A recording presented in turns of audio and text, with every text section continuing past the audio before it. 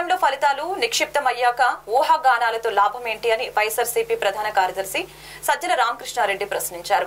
మంగళవారం ఆయన తాడేపల్లిలోని వైఎస్ఆర్సీపీ కేంద్ర కార్యాలయంలో మీడియాతో మాట్లాడారు. పోస్టల్ బ్యాలెట్ లో ఓట్లు తమకే పడ్డాయని టీడీపీ ప్రచారం చేసుకుంటుందని అన్నారు. మమ్మల్ని ఎట్లయితే అడిగేవాళ్ళు ఇప్పుడు ఎన్నికల కమిషన్ ఆధ్వర్యంలో అన్ని వ్యవహారాలు నడుస్తున్నాయి కాబట్టి ఎన్నికల కమిషన్ అడిగాం, సమాధానం లేదు. అదే మాచర్ల కాన్స్టిట్యున్సీలో ఇంకా 5-6 చోట్ల ఈవీఎంలు డ్యామేజ్ అయ్యాయి అన్నారు. మరి అవన్నీ ఎందుకు బయట ఫీడ్ రిలీజ్ చేయట్లా? ఇదే పాల్వాయి గేట్ ఎక్కడ అంటున్నారో బయట వీడియోలు మేము చూపించాము, ఎన్నికల కమిషన్కి ఇచ్చాము. ప్రెమిసెస్ లో అడ్డంగా కొడుతున్నారు.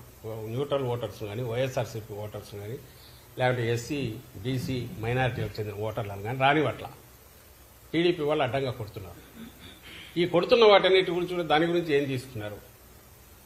అన్నిటికంటే ముఖ్యంగా ఎవరు రీపోలింగ్ అడుగుతారు? బాధితుడు అడుగుతాడు. ఎందుకు టీడీపీ అడగట్లా? ఎందుకంటే వాళ్ళు కంఫర్టబుల్ గా ఉంది కాబట్టి, గుద్దుకున్నారు కాబట్టి, అడ్డంగా వేసుకున్నారు కాబట్టి, రిగ్ చేసుకున్నారు కాబట్టి వాడు అడగట్లా.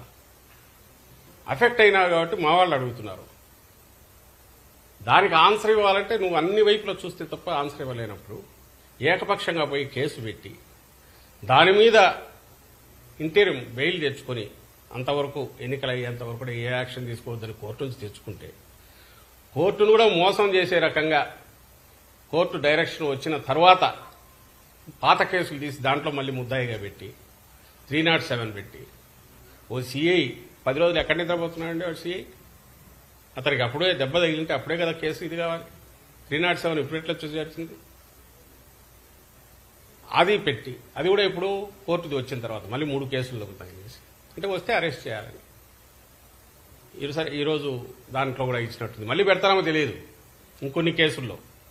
ఈ విచ్ హంటింగ్ కానీ లేదంటే విండిక్టివ్ కక్ష సాధింపుతో కానీ ఎన్నికల కమిషన్ పోవాల్సిన అవసరం ఏమొచ్చింది? దానికి ఎన్నికల కమిషన్ పరిధిలో పనిచేస్తున్న ఇప్పుడు పోలీసు యంత్రాంగం ఎందుకు పోతుంది? ప్రజలు ఆలోచించాలి దీని గురించి. ఇంతకంటే క్లాసిక్ కేసు ఎక్కడన్నా ఉంటుందో మేము వేగ్గానట్లా. రెండవది ఆ సిఐ తరఫున ఒక అనాథరైజ్డ్ ప్రైవేటు ఒక అడ్వకేట్ లాయర్ వచ్చేసి తను రిప్రజెంట్ చేస్తారు గవర్నమెంట్ దీని నుంచి. ఎవరు పర్మిషన్ ఇచ్చారు? ఎట్లొచ్చాడు తెలియదు.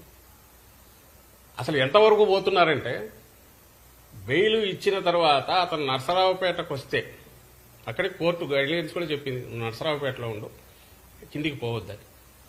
అక్కడ అతను సర్వేలెన్స్ పెట్టండి అంటే మేము సర్వేలెన్స్ పెట్టడానికి